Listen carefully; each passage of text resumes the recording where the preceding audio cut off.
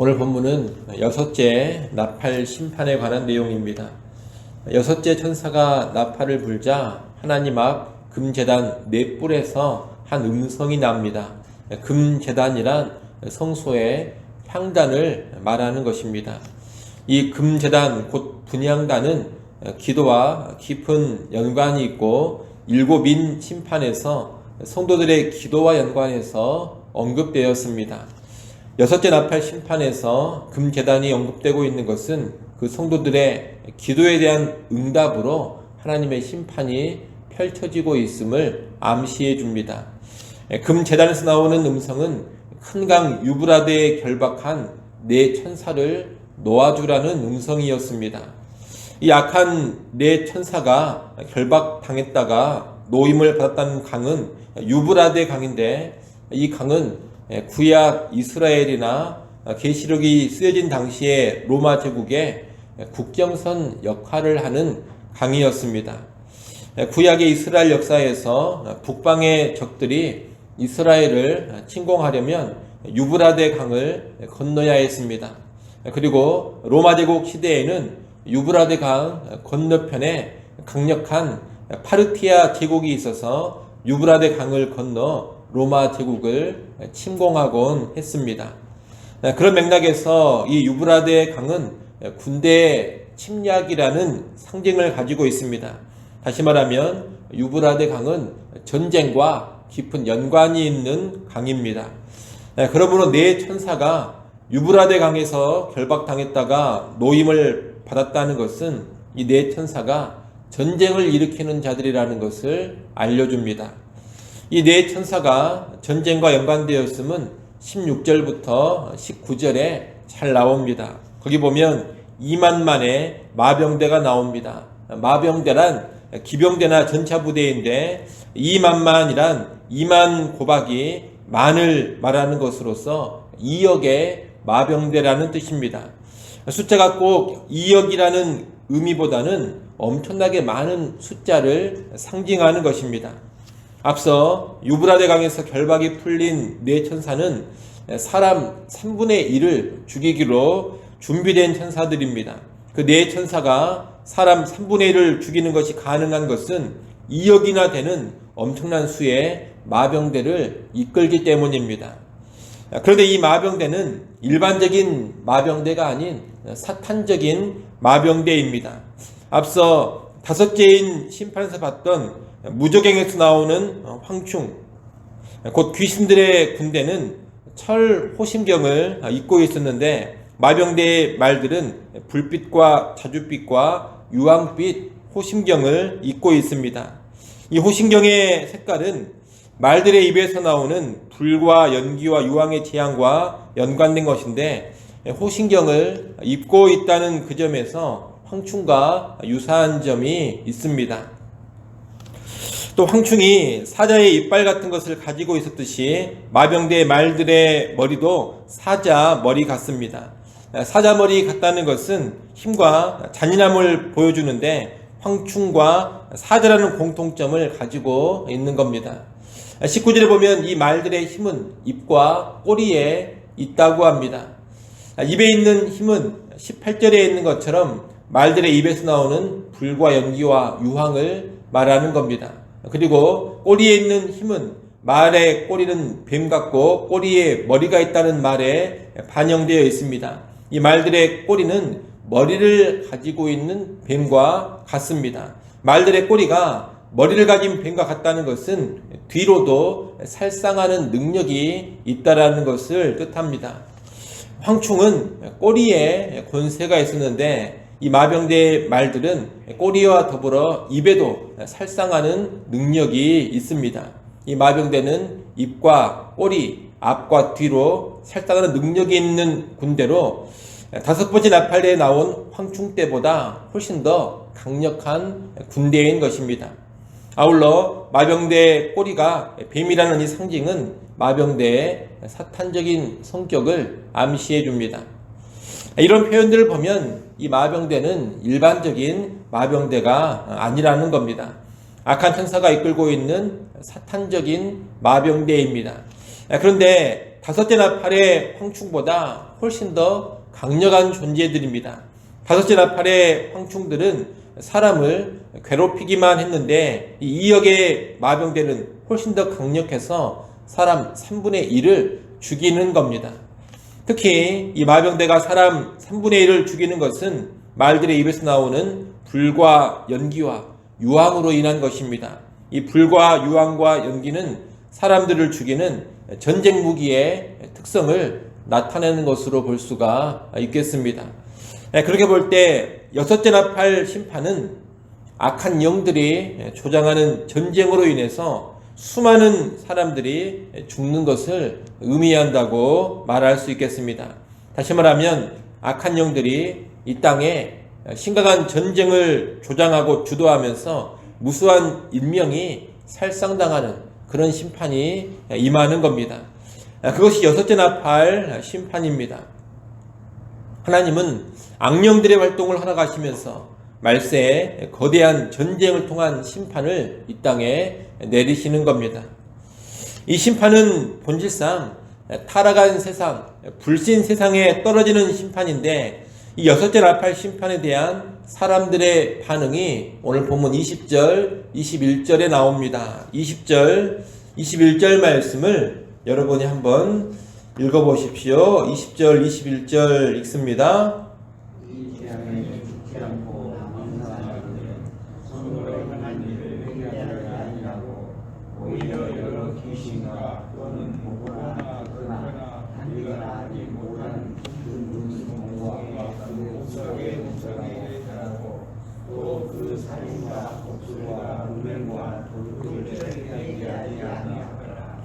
아멘.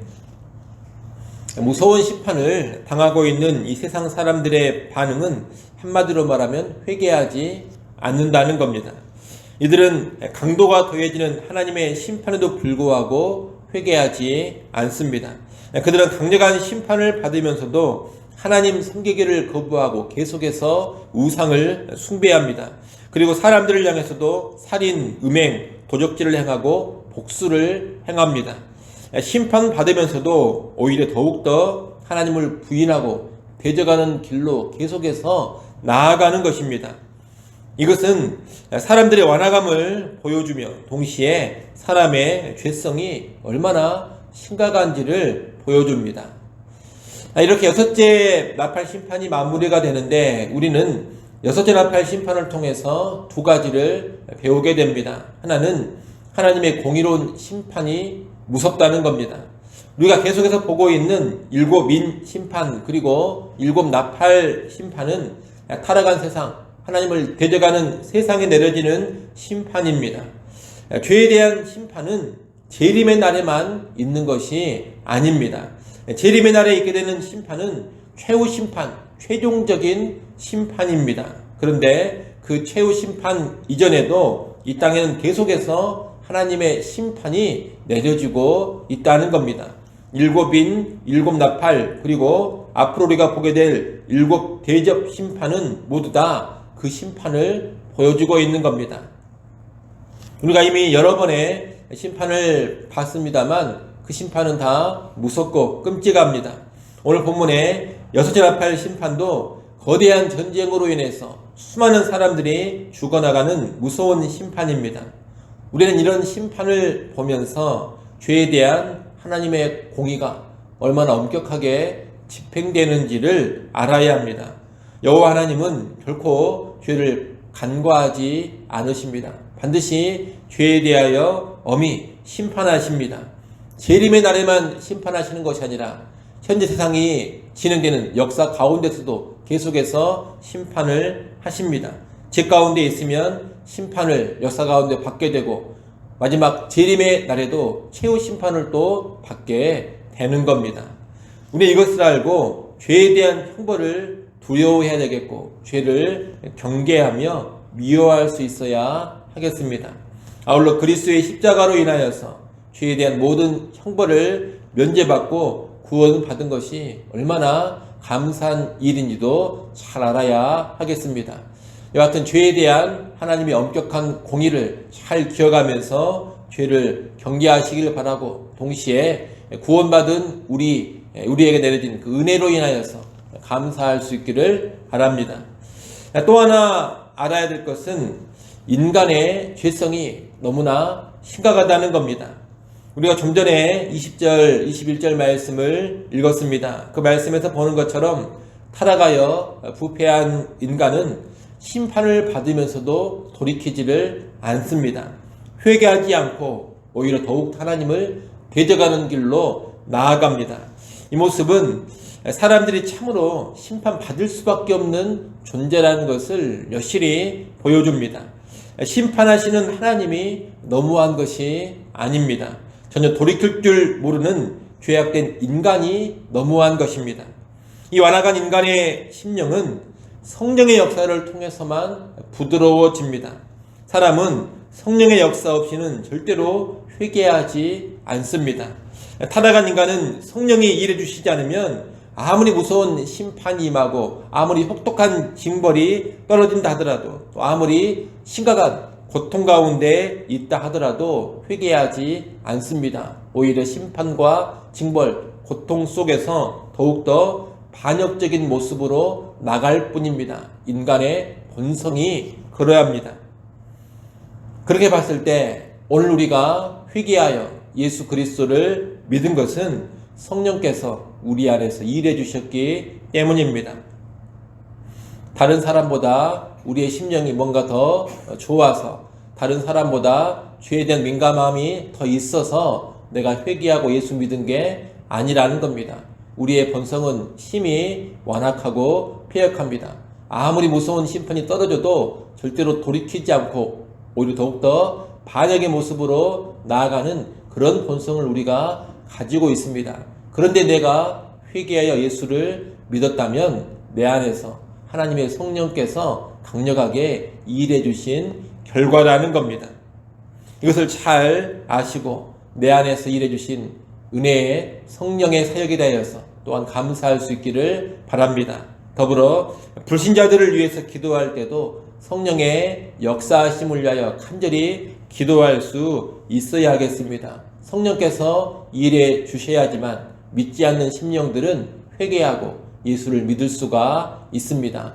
그러니 믿지 않는 사람들을 위하여서도 우리는 성령이 일해 주시도록 간절히 기도해 가야 한다는 겁니다. 이 인간의 죄악된 본성을 여러분 잘 기억하시고 내가 예수 믿은 것에 대해서는 크게 감사하시고 믿지 않는 사람들을 위해서는 또한 간절히 기도해 줄 수 있는 우리 모두가 될 수 있기를 간절히 바랍니다. 기도하겠습니다. 하나님 아버지, 심히 연약한 우리의 본성 가운데 성령으로 역사해 주셔서 우리 죄를 깨닫고 회개하여 예수 믿게 하신 것을 감사합니다. 나의 마음이 남들보다 착하고 좋아서 예수를 믿은 것이 아니라 성령의 도우심으로 예수 믿었음을 알게 하셔서 구원의 그 사랑과 은혜에 늘 감사케 하여 주옵소서.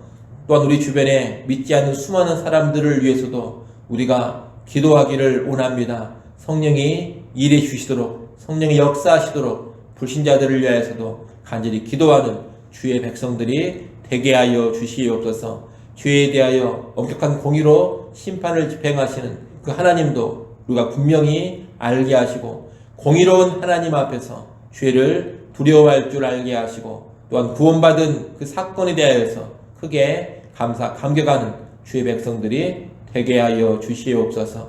아버지 하나님, 또 이 시간 하나님께 나와 기도합니다. 우리의 필요를 위해 기도하게 하시고 또한 넓은 관심으로 교회와 성도들을 위하여서 나라와 민족과 온 땅을 위하여 기도하는 주의 백성들이 되게 하여 주시옵소서. 오늘 하루를 살아갈 때에도 영적으로 깨어 근신하게 하시고 또한 하나님과 긴밀히 동행하는 하루가 되게 하여 주옵소서. 예수님의 이름으로 기도드리옵나이다. 아멘.